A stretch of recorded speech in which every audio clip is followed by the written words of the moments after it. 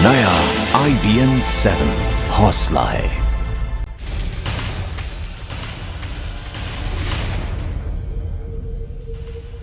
दिल्ली में एक बार फिर से रोडवेज की वारदात सामने आई है। इस बार मामला रोहिणी के सेक्टर 6 और 7 की डिवाइडिंग रोड का है। यहां स्विफ्ट कार में सवार 5 से 6 लोगों ने वैगन आर में सवार परिवार के साथ जमकर मारपीट की।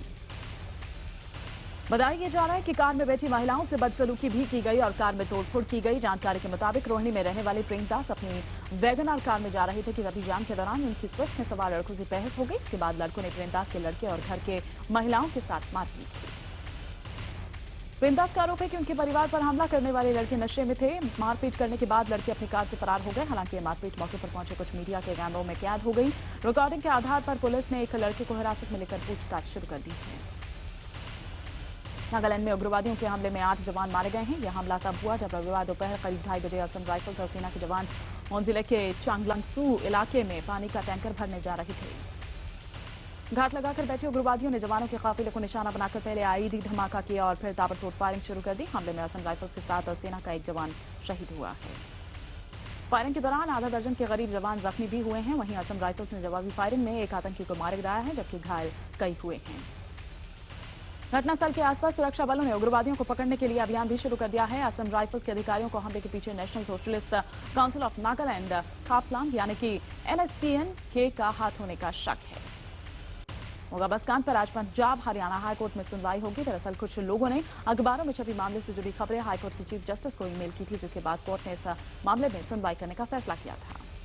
बादल परिवार की कंपनी की बस में लड़की से छेड़छाड़ और फिर उसकी मौत के विरोध में आज विपक्षी दलों ने मोगा बंद का ऐलान किया है। विपक्षी दलों ने बादल सरकार पर इस मामले में दोषियों के खिलाफ कार्रवाई में देरी करने का आरोप लगाया है। पंजाब के मोगा कांड की पीड़ित लड़की का आखिरकार रविवार को अंतिम संस्कार कर दिया गया। 4 दिन से परिवार मृतक लड़की का अंतिम संस्कार न करने पर अड़ा हुआ था। परिवार सुप्रीम बादल के खिलाफ FIR की मांग कर रहा था, लेकिन अब परिवार ने सरकारी कार्रवाई को पर्याप्त करार दिया है।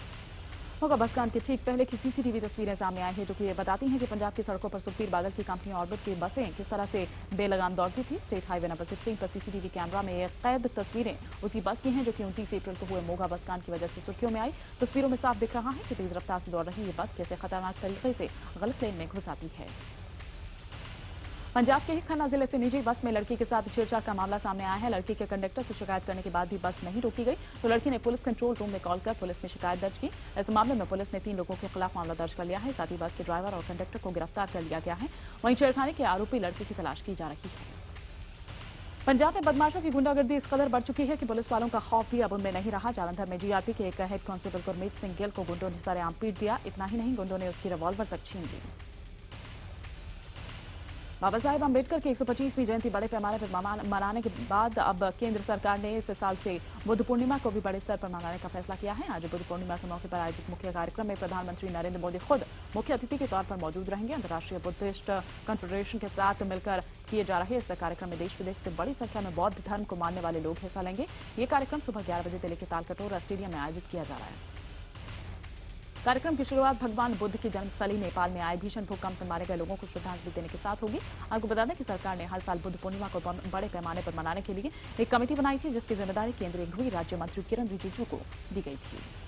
JDU ने बिहार के मुख्यमंत्री नीतीश कुमार को नेपाल जाने से रोके जाने का आरोप लगाया है। पार्टी का यह कहना है कि नीतीश कुमार शनिवार को भूकंप प्रभावित जनकपुर जाना चाहते थे, लेकिन उन्हें ऐन वक्त पर रोक दिया गया। JDU के मुताबिक नीतीश को नेपाल जाने की इजाजत भी मिली हुई थी, लेकिन ऐन वक्त पर विदेश मंत्रालय ने बिहार के मुख्य सचिव को फोन कर नीतीश को इजाजत जो दी गई थी उसे रद्द कर दिया। नाराज JDU अब इस मुद्दे को सदन में उठाने की बात कह रही है। वहीं विदेश मंत्रालय ने सफाई में कहा है कि नीतीश का दौरा रद्द नहीं किया गया, बल्कि उन्हें दौरा टालने का सुझाव दिया गया। नेपाल में भूकंप त्रासदी का 1 हफ्ता बीतने के बाद अब भी भूकंप के हल्के झटके महसूस किए जा रहे हैं। रविवार रात को काठमांडू में फिर से भूकंप के हल्के झटके महसूस किए गए। दिल्ली में मुख्यमंत्री अरविंद केजरीवाल और उपराज्यपाल नजीब जंग एक बार फिर से आमने सामने आ चुके हैं। LG नजीब जंग के दफ्तर से जारी दिशा निर्देश के मुताबिक अफसरों से ये कहा गया है कि वो अधिकार से बाहर की फाइल्स अरविंद केजरीवाल के पास न भेजें। LG की ओर से अफसरों को यह भी आदेश दिया गया है कि संविधान के मुताबिक ही काम करें।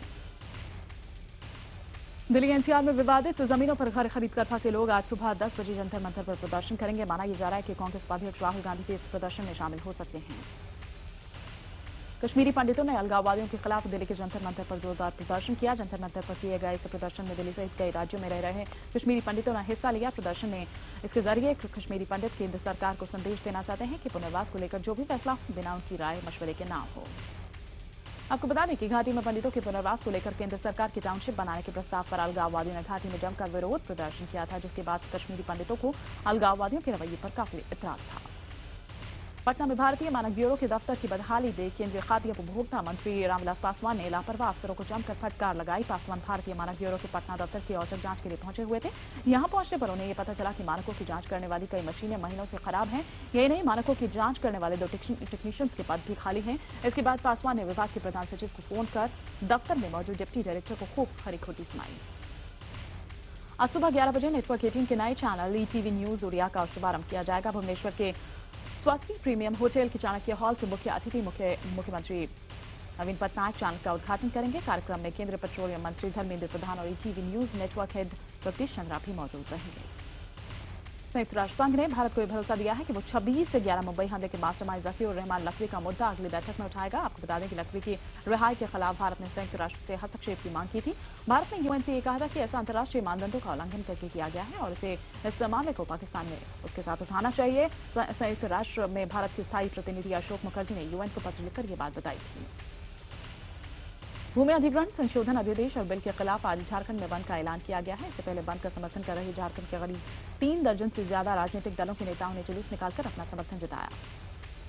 फिल्म अभिनेता सलमान खान के खिलाफ जोधपुर की अदालत में चल रहे अवैध हथियारों के मामले में आज जिला न्यायालय में सलमान के वकील की अर्जी पर बहस होगी। सलमान के वकील ने 23 अप्रैल को इस केस के 5 गवाहों को बुलाने की अर्जी दी थी, जिसे सीजेएम कोर्ट ने खारिज कर दिया था। इसके खिलाफ जिला न्यायालय में अपील की गई थी। उत्तर प्रदेश के बलिया जिला कारागार में कैदियों ने बंदी रक्षकों पर हमला कर दिया, जिसमें एक बंदी रक्षक गंभीर रूप से घायल हो गया। घायल बंदी रक्षक को जिला अस्पताल में भर्ती कराया गया है। यूपी के मुरादाबाद में एक मंदिर के पुजारी की एक महिला ने जमकर पिटाई कर दी। महिला का आरोप है कि पुजारी ने प्रसाद देने और टीका लगाने के बहाने उससे छेड़छाड़ की। इस मामले में पुलिस ने पुजारी के खिलाफ एफआईआर दर्ज की है। झारखंड के देवघर में एक भयानक सड़क हादसे में 2 बच्चों समेत 11 लोगों की मौत हो गई, जबकि 2 लोग गंभीर रूप से जख्मी हैं।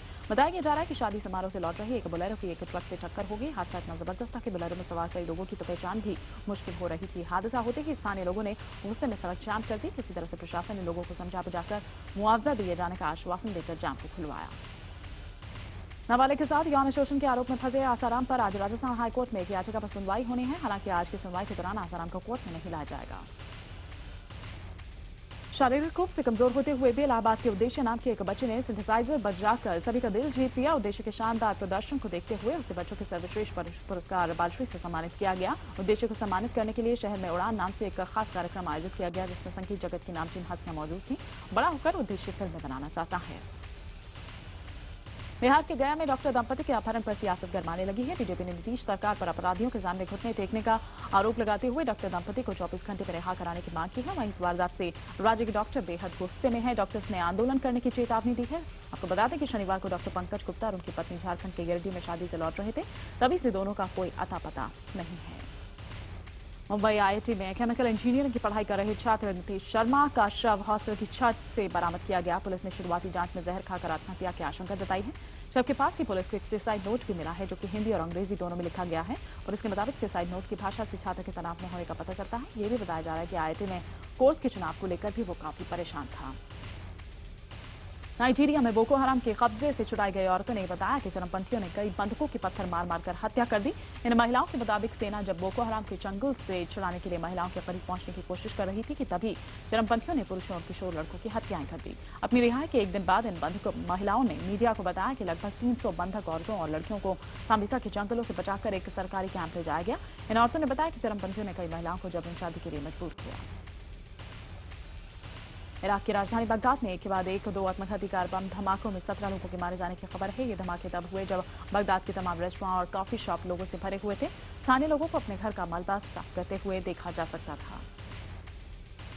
चिली में कालबुको ज्वालामुखी पिछले 8 दिनों में तीसरी बार सक्रिय हुआ है। चिली के झंडे के पीछे से ज्वालामुखी के धुएं को उठते हुए साफ देखा जा सकता है। उसकी राख को साफ करने में कई गाड़ियां लगाई गई हैं। जवान भी सड़क पर से राख साफ करने में लगे हुए हैं। लोग अपने घरों की छत पर से राख को साफ कर रहे हैं। लोगों का कहना है कि उनके घरों में दूषित पानी आ रहा है।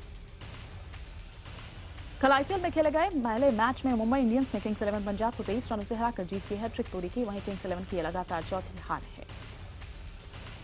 मुंबई की ओर से शानदार बल्लेबाजी के लिए लेनल सीमंस को मैन ऑफ द मैच के खिताब से नवाजा गया। सीमंस ने 56 गेंदों में शानदार 71 रनों का योगदान दिया था। और कल खेले गए आईपीएल के दूसरे मैच में राजस्थान रॉयल्स ने दिल्ली डेयरडेविल्स की टीम को 14 रनों से हरा दिया। आईपीएल के लिए ये मैच बेहद खास था क्योंकि ये आईपीएल इतिहास का 500वां मैच था। दिल्ली ने टॉस जीतकर पहले गेंदबाजी करने का फैसला किया। पहले बल्लेबाजी करते हुए राजस्थान रॉयल्स ने 2 विकेट के नुकसान पर 20 ओवर में 189 रन बनाए। वहीं इसके जवाब में उतरी दिल्ली की टीम 175 रन ही बना पाई। आज आईपीएल में फिर से 2 मुकाबले खेले जाएंगे। पहला मुकाबला शाम 4 बजे से चेन्नई के चिदम्बरम स्टेडियम में चेन्नई सुपर किंग्स और रॉयल चैलेंजर्स बेंगलोर के बीच खेला जाएगा। तो वहीं आज का दूसरा मैच कोलकाता नाइट राइडर्स और सनराइजर्स हैदराबाद की टीम्स के बीच खेला जाएगा। यह मैच रात 8 बजे से ईडन गार्डन में खेला जाएगा। भारतीय बॉक्सिंग फेडरेशन में सत्ता को लेकर घमासान मचा हुआ है। फेडरेशन के सदस्यों ने प्रेसिडेंट संदीप जजोदिया को स्पेशल जनरल मीटिंग में वोटिंग के जरिए हटा दिया। फेडरेशन के 64 सदस्यों में से 57 ने स्पेशल जनरल मीटिंग में लाए गए नो कॉन्फिडेंस मोशन के दौरान वोटिंग की। इसमें जजोदिया 2 के मुकाबले 55 वोट से हार गए। जजोदिया ने इस मोशन का विरोध करते हुए इसे गैर कानूनी बताया। वहीं दूसरे खेमे में अधिकारी नया अंतरिम अध्यक्ष होने की तैयारी कर रहे हैं। टीम इंडिया के कुमारी क्रिकेटर सिंगल से डबल होने की तैयारी में जुटे हुए हैं। रोहित ने ट्विटर पर ऋतिका नाम की लड़की के साथ अपना फोटो डाला और उसे अपना हमसफर बताया। आपको बता दें कि ऋतिका स्पोर्ट्स मैनेजर हैं और रोहित को करीब 6 साल से वो जानती हैं। ऋतिका रोहित का एक भी मैच नहीं मिस करती, भले ही वो खाली स्टेडियम में हो रहा घरेलू मुकाबला ही क्यों ना हो। अपनी फिल्म हमारी अधूरी कहानी का काम खत्म कर विद्या बालन अपने पति सिद्धार्थ रॉय कपूर के साथ छुट्टी मनाने के लिए 1 हफ्ते के लिए हिमालय की ओर निकल गए हैं। दरअसल विद्या का कहना है कि वो लगातार काम करके इतनी थक चुकी थी कि उन्हें एक ब्रेक की जरूरत थी। करण जौहर ने यह ऐलान किया है कि वो बाहुबली द बिगनिंग को हिंदी में रिलीज करेंगे। इस फिल्म के 2 पार्ट को तमिल और तेलुगु में बनाया गया है। करण ने अनिल खडानी के साथ मिलकर इस फिल्म को हिंदी में रिलीज करने की जिम्मेदारी ली है। जो एक्टर की फिल्म दिल धड़कने 2 के लिए खास वीडियो शूट किया जाएगा। तकरीबन 3 मिनट का ये वीडियो रीमा कार्तिक के निर्देशन में बनेगा। वीडियो में फिल्म की कास्ट अपने परिवार के किसी सदस्य के साथ अपने रिश्तों के बारे में बात करते नजर आएंगे। आने वाली फिल्म बॉम्बे वेलवेट में अनुष्का शर्मा ने एक क्लब में गाने वाली सिंगर रोजी का किरदार निभाया है। अपने जमाने में रोजी कही जाने वाली लेजेंड एक्ट्रेस वहीदा रहमान से अनुष्का ने मुलाकात की। अनुष्का ने ट्वीट किया कि रोजी से मुलाकात सुपर टैलेंटेड वहीदा जी से मिलना हुआ। खबर है कि 17 अप्रैल को पाकिस्तान के सिनेमाघरों में रिलीज हुई हिंदुस्तान की सबसे यादगार फिल्म शोले वहां के दर्शकों पर भी अपना जादू चला रही है। बताया जा रहा है कि पाकिस्तान में भी ये फिल्म अच्छा खासा बिजनेस कर रही है। योग गुरु बाबा रामदेव की दवा पर विवाद के बीच निर्देशक सुभाष घई उनके सपोर्ट में उतर आए हैं। वो हाल ही में रामदेव से मिले थे। घई ने योग गुरु को सुपरमैन बताया और उन्हें उनके वैदिक ज्ञान से काफी प्रभावित नजर आए। सुभाष घई ने ट्विटर पर बाबा रामदेव के साथ अपनी 2 सेल्फी भी पोस्ट की है।